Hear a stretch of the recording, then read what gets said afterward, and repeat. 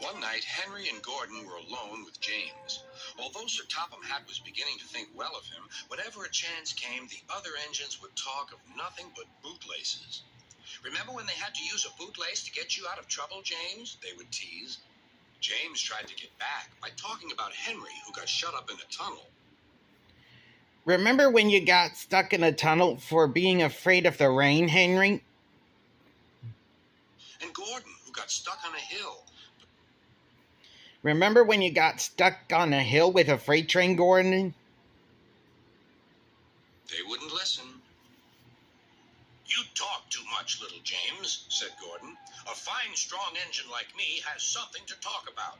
I'm the only engine who can pull the express. When I'm not there, they need two engines. Think of that. I've pulled expresses for years and have never once lost my way. I seem to know the right line by instinct.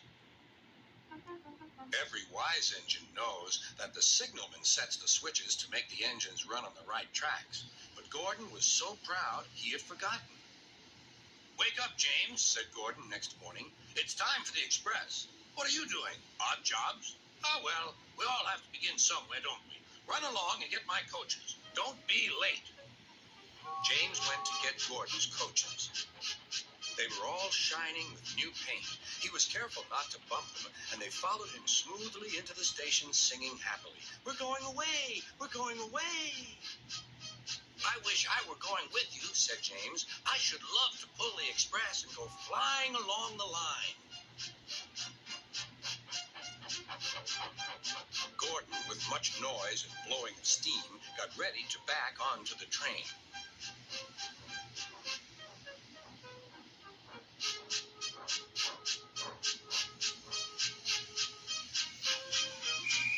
Sir Topham Hatt was on the train with other important people, and as soon as they heard the conductor's whistle, Gordon started. Look at me now, he puffed, and the coaches glided after him. Boop, boop, boop, boop, boop. Goodbye, little James. See you tomorrow.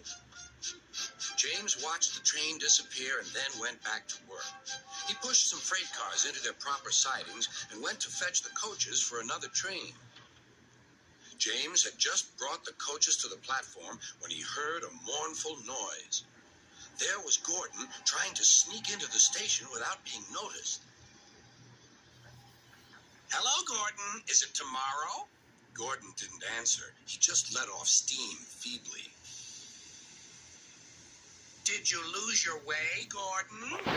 No, it was lost for me. I was switched off the main line onto the loop. I had to go all around and back again. Perhaps it was instinct, said James. All the passengers were shouting at the ticket window, "We want our money back." Sir Topham Hatt climbed onto a cart and blew the conductor's whistle so loudly that they all stopped to look at him. Then he promised them a new train at once.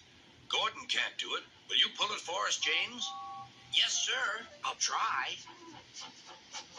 So James was coupled on and everyone got in.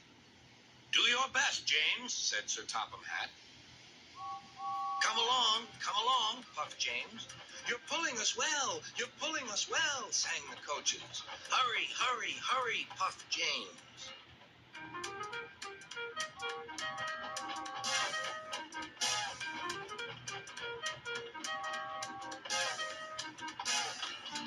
Bridges and stations flashed by. The passengers cheered, and they soon reached the station. Everyone said thank you to James, and Sir Topham Hatt was very impressed. Well done. Would you like to pull the express sometimes?